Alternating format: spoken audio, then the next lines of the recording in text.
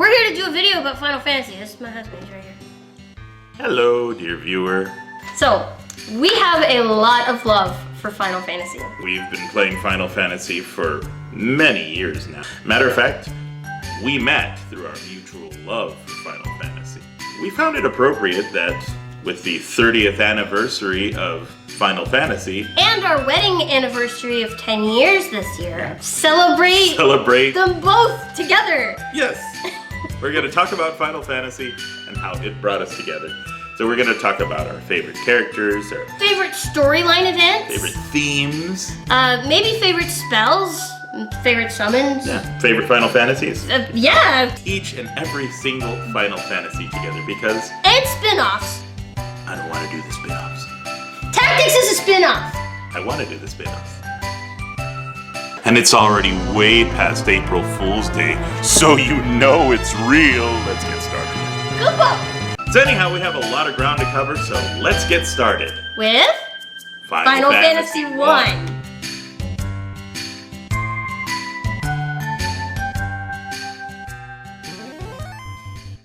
So picture this. I'm a kid renting this game for $1 a day at HEB. If you don't live in Texas, you won't know what HEB is. It's a grocery store.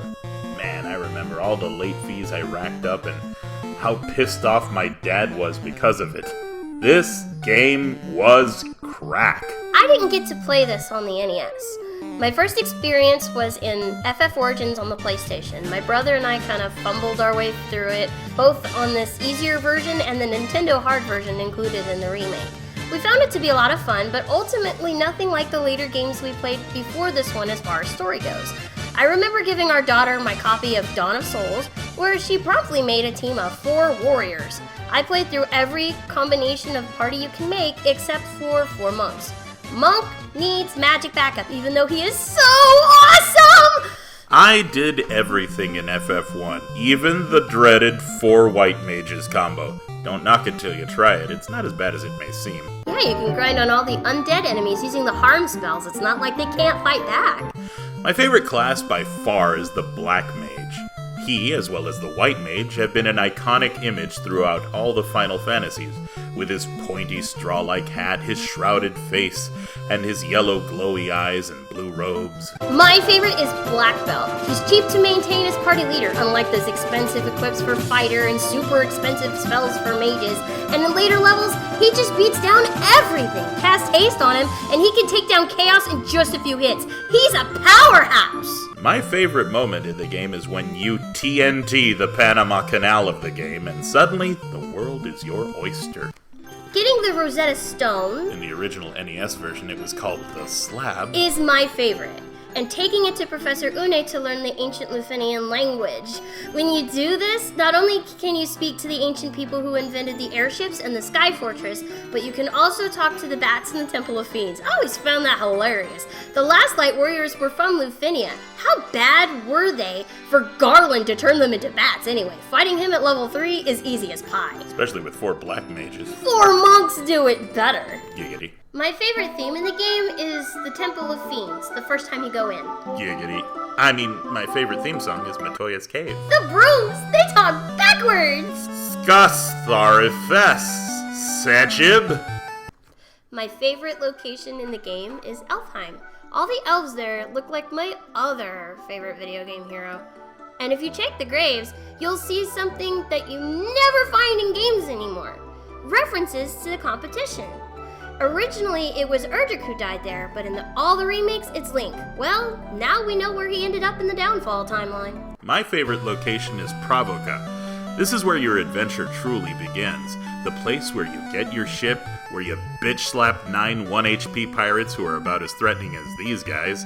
Also, those of you who like to metagame can abuse the hell out of the legendary Peninsula of Power, where programmers overlooked a tiny speck of land that connects to Pravoka that ended up getting mapped with the Lufinian continent.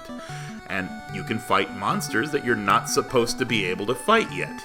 If you can get through just one of those fights alive, congratulations, you can now level up so much you can easily rip through like 2/3 of the game with no effort. My childhood kicked ass. I honestly think that this is a great entry point for anyone who's never played a Final Fantasy game before. Sure, it wasn't my first, but it's actually a great game. I have a lot of good memories with it and all the different combinations of parties that I've played with over the years. It was my first Final Fantasy, and literally the only one of its kind. Play it. Play it, play it, play it! Play it.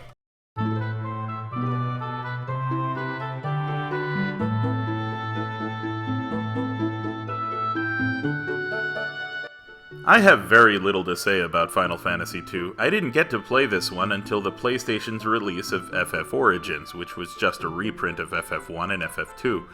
The story I always found to be lacking, the characters rather bland, and the adventure, frankly, phoned in. America didn't really miss out here, if you ask me. Along with FF1, my first exposure to this game was with FF Origins. Minwu was called Mindu, Guy was called Gus, and the entire game was different, clunky. No level ups, but random stat increases based on actions in battle. I didn't know what to make of how battles work, but there was one thing that I did really enjoy about this game, the side characters, especially Minwu and Ricard, who were simply much more amazing than the actual main cast. Furion is bland, unless you see him in the way Dissidia portrays him, but the way that the game is written, there isn't much personality to him or the other main three. The remakes try to cure this, but ultimately, it isn't that memorable. Even with the 20th anniversary edition on PSP, I found the main party sorely lacking in everything. It wasn't until I wrote fanfiction and gave these characters more personality that I even really started enjoying this game at all, because I gave them more personality in my mind. A lot of people can't manage that, so I don't think it would be that great for them. Favorite theme, favorite location? Don't have any. This one's honestly a passable blur in my mind. Favorite character? Joseph, because he's a dad who gives up his life for his kid. Not many people remember that he's the first major character death in the Final Fantasy series. Favorite theme is easily the Rebel Army theme, and my favorite location is anywhere I get to listen to that theme because I don't care for any other piece in the soundtrack. It's really forgettable. My favorite character is Minwu! So much so that I have a pillow of him! Though, honestly, I don't love the way he's portrayed in the game. Because I wrote fanfiction, I see Minwu in my own way, and that's the version of him that I adore. I gave him a personality that I believed an Arabic mystic should have. Psst, Square, hire me? Only play this one if you're really ready to be frustrated by the stat leveling system and if you're a series completionist. You want a fun way to experience the FF2 cast? Play Dissidia, because they do a fantastic job of giving Furion and the Emperor actual personalities. Yes, you will miss out on side characters like Minwu that way, but I don't think most people will take to the Middle Eastern design that I really latched onto. This game is pretty skippable, honestly.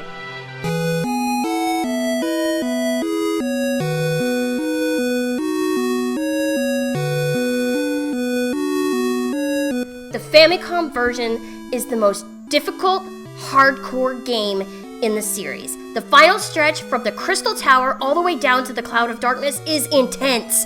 There are so many bosses, so many secret treasures, and no way to refill your supplies or even save unless you go all the way back to outside the Crystal Tower.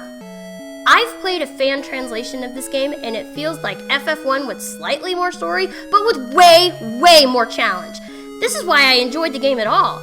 I've played the 3D remake on Steam, and I didn't enjoy it anywhere near as much as the Famicom version. I found the personalities given to the characters more bland than FF2. I liked it better where the customization was the focus, rather than the one-trick ponies presented in the remake. I only ever played the DS Lite version, and it was more forgettable than FF2. While I'm at it, I literally have no favorites for this game since I never attached to this game. Answer hazy, ask again later. Or ask my wife, she actually has an opinion on FF3. You bet I do! The only characters that I actually like are the child Princess Ardonia and the old Sid Hayes. But if you were to ask me why, I don't remember why I liked them. That's how forgettable the story is. I liked them when I played, but the impression did not last.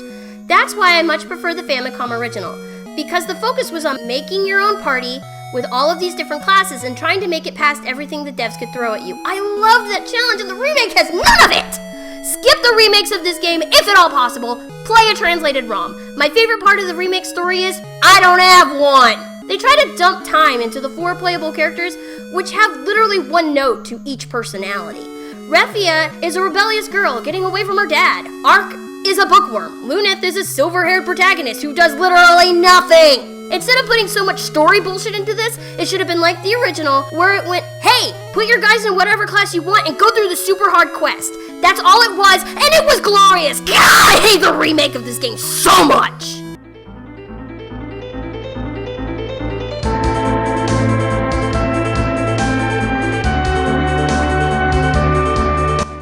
Squaresoft? You lied to my teen self! For years, until the internet was created and information became more widely available, we Americans had always thought FF2 on the SNES was the actual FF2. It wouldn't be until FF7 got released and many people asked, wait, what? Where's 4, 5, and 6? That we finally realized it. What I loved as FF2 was actually FF4.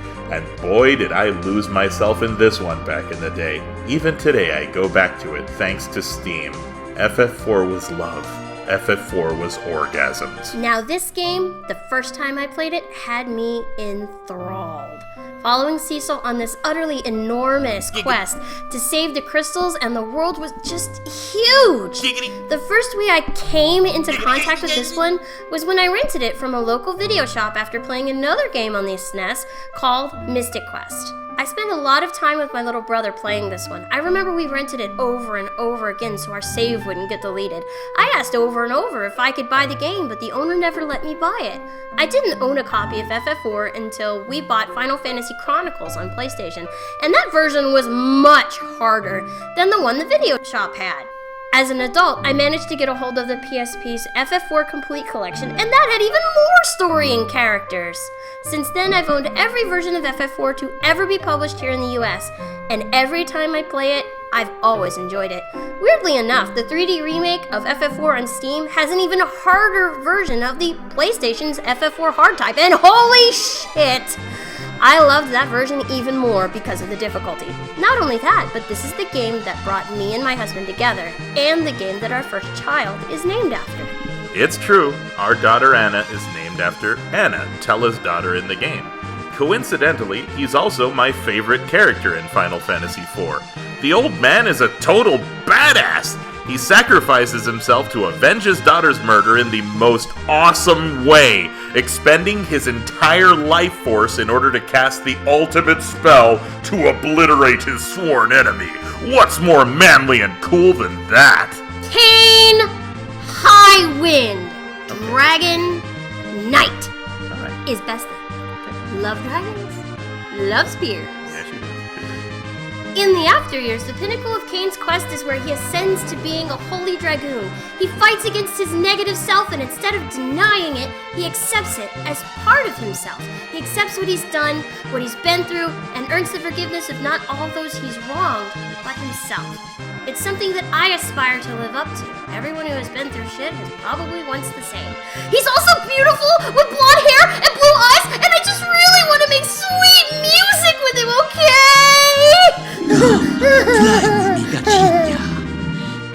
While my wife recovers, favorite location?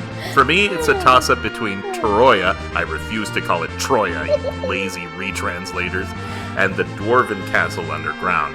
So much of the story kicks off in both of those locations, and oh my god, black chocobos are the shit! Quack! That magnet cave, one day I'm gonna shoot me a programmer, and it works so good! My favorite location is probably the Hummingway Village. They're little moon bunnies.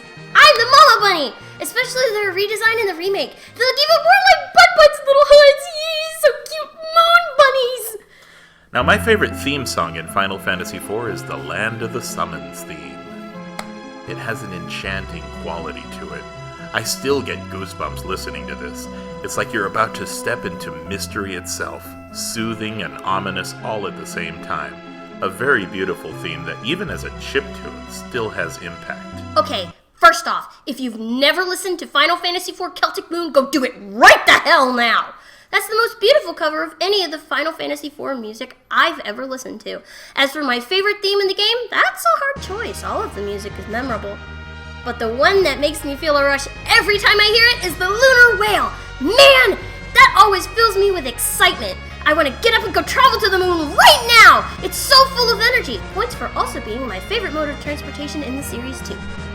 My favorite part of the game is pretty much the whole damn game. But in the interest of avoiding such a cop-out answer, that moment when you go into the basement of Baron Castle and find out what really happened to your king, and proceed to fight possibly one of the toughest fights in Final Fantasy IV for the right to claim one of the most badass summons in Final Fantasy IV. I just came. It's amazing. In the original game, there's this super hard story boss called Demon Wall. Oh god, I love that fight. In all the remakes, he's even harder! That fight is so supercharged, so thrilling, oh my cosmos! I've always enjoyed that fight no matter how hard it is! I've been squished by that wall. Yeah, I have too! I don't care! It's such a thrilling fight! And the boss theme just makes you feel that much urgency. The worst part is you have to kill all these doors before getting to him. Oh, and good. They're just as annoying as he is. They've got this thing where they do the lock on and then it's the an one-hit kill. insta-kill. Oh, yeah. In short, Final Fantasy IV is a great game. If you have a taste for old-timey RPGs, this one is as classic as they get. Play it, love it, experience it, although there's even better later on. This is where Final Fantasy can be truly said to have begun. I adored this game from start to finish.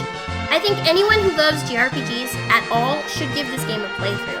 While its sequel is hit or miss and most people dislike it, the story still continues should you want to go there. It does read like a fanfic, but as a fanfic writer, I don't care. I loved seeing my favorite character 17 years later, and for my personal champion of recovery to attain what I hope to attain in my personal quest here on Earth. But that's not for everyone. At the very least, play the original FF4. Hard type if you think you're up to the challenge. You will not be disappointed.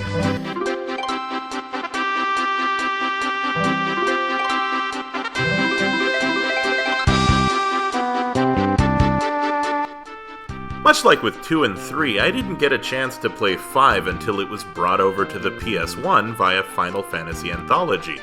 5 is like the blueprint for tactics. It's an awesome concept where you can customize your 4 heroes in any damn way you please, something I wish they would return to these days. I love 5, probably not as much as I did 4, and certainly not as much as I did 6, but it's still a nice entry in the series.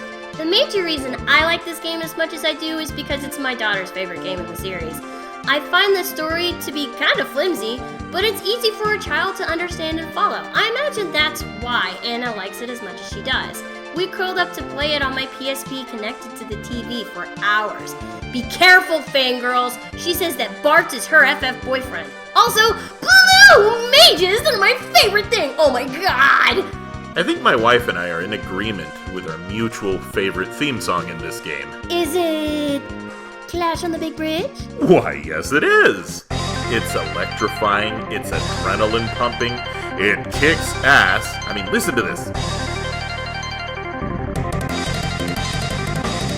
It pretty much gets you hyped to fight Gilgamesh and his entire army. Hell yeah! Varus is my favorite character in FF5. Sleedra is reborn into Phoenix because she simply can't leave Varus and wants to help in her quest as a Dawn Warrior. Because of this moment, I always have Varus master summoning magic. I always saw it as a way for her to cope with losing her best friend. As a female that's always carried herself more like a male, I've always identified with Varus in that respect too. Varus is also my favorite character, incidentally. Badass pirate captain with an attitude who's actually royalty?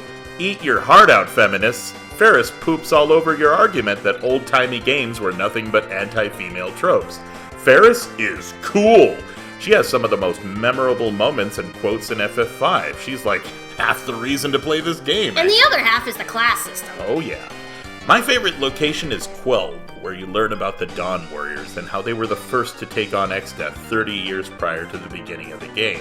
You get to meet Kelger the Wolf, and fight him, and then you're best buds. That's how heroes roll. My favorite location is the Moogle Forest, Koopo. That's it, Koopo. You get a Moogle suit there. It makes you look like a Moogle, Koopo. If you can find it, play it. It's easier to find a ROM these days, or just get it on Steam. Whichever version you play, it's a nice little time sink for the FF enthusiast. I think the best versions are the re-releases, both on GBA and on Steam, because the extra classes and dungeons add more depth to the game than it had before. Cannoneer is worth it. Trust me on this one. But either way, I enjoyed sharing this world with Anna more than I did playing it on my own.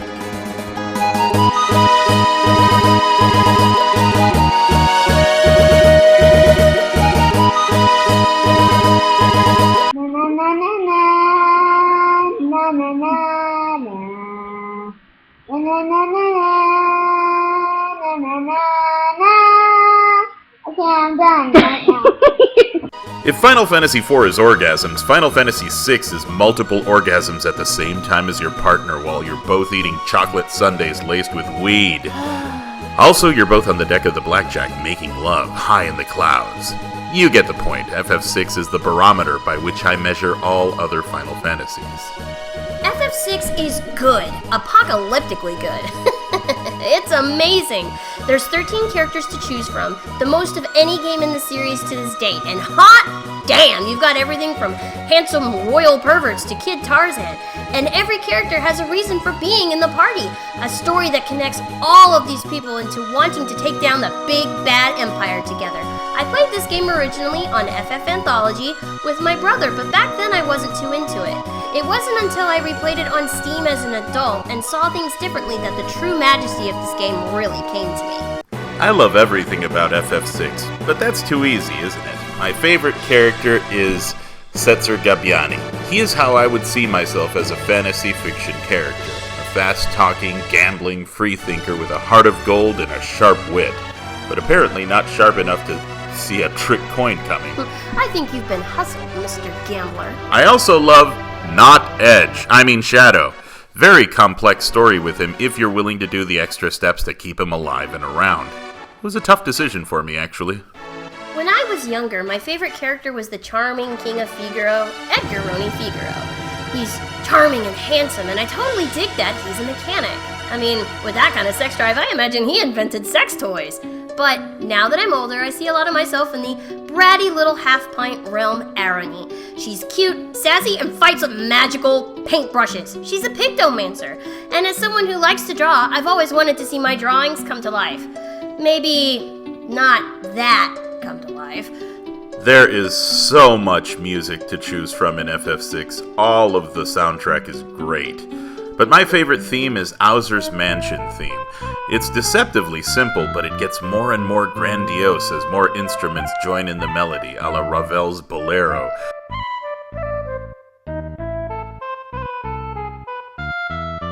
But really, I'd have to pick like 10 songs from Final Fantasy VI to really do the soundtrack justice. There are so many good songs in this game. The entire soundtrack is really good. When I was younger, my favorite one was the Coin Song, the mutual theme of the Figaro twins. But now, the song that always leaves me brokenhearted every time I hear it, Forever Rachel. It's a lovely theme.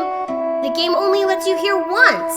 And even though I'm not that into Locke, doing all of his side quests are worth it just to be able to see Rachel reborn into Phoenix and for her theme to play that one time. My favorite location is Jidur.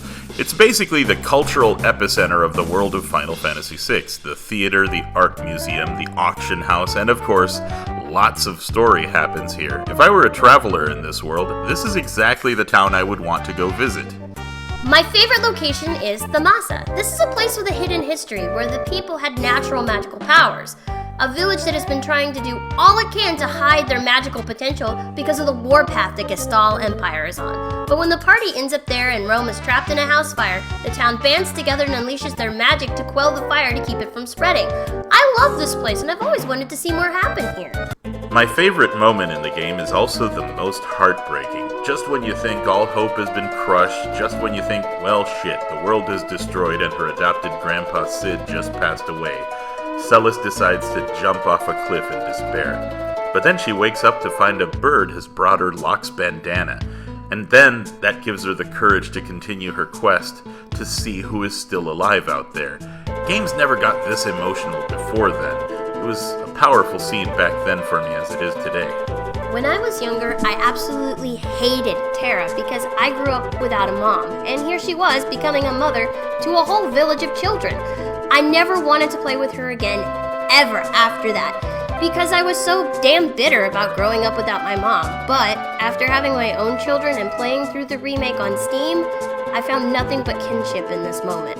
Having kids changed how I see everything, including this moment where Tara stands up to Funbaba in her Esper form and declares that love is the most powerful motivator and provider of strength.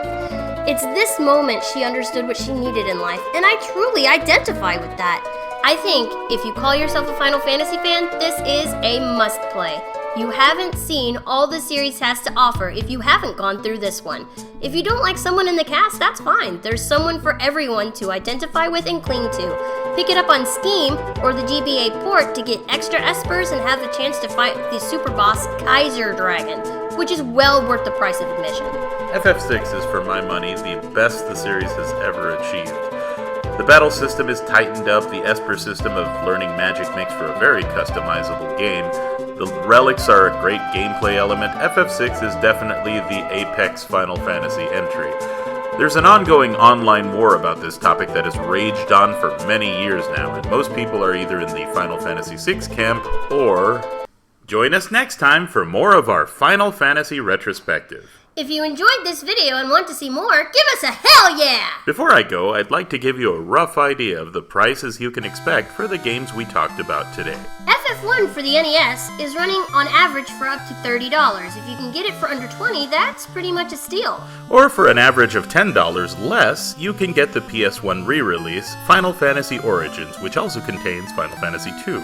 Speaking of FF2, if you want the original FF2 and 3 on the Famicom, on average you can expect to pay $10 to $20. There's a guy selling 1, 2, and 3 for $36. I'd get that! Final Fantasy IV, or 2 on the SNES, is running at around $40 these days. If you want to be able to play it cheaper, Final Fantasy Chronicles goes for $10 to $20, and you also get the unequaled legendary classic Chrono Trigger. Someday we'll go over Chrono Trigger too. Yeah, that'd be awesome. FF5 is significantly cheaper at $10 to $15 average, but remember this is for Super Famicom and reading Japanese is a must for those. Or if you want it in English, the PS1 re-release Final Fantasy Anthology containing 5 and 6 is going for $10 to $12 on average. Or if you don't mind paying $5 more, you can get the original Black Label version. Those green greatest hits labels were so ugly! Last but not least, Final Fantasy VI or 3 on the SNES if you prefer is going anywhere from $40 to $50, or again, you can get it significantly cheaper with the Anthology version. All of these, except for 1 and 2, are available on Steam as well, and they go for around $20 a piece when they're not on sale. Steam does sales every week and has coupons constantly, so if you can grab them on a sale, it's worth it. Just remember the graphics won't have that old-timey feel. These are all remakes and remasters. Well, folks, that's it for Final Fantasy. That's it for the Final Fantasy retrospective. There are no more games in the series ever released. What he meant to say was join us next time for more of the Final Fantasy retrospective. We're going to talk about everyone's favorite Final Fantasy IX. Everyone's favorite is Final Fantasy VII. Ha! See? The series does continue! Alright. If you want to see more, leave a comment, share this around, and all that good stuff. It's all downhill from here. I love you all. Happy Easter! Freya is love! Yes, we'll talk about Final Fantasy IX. Maybe.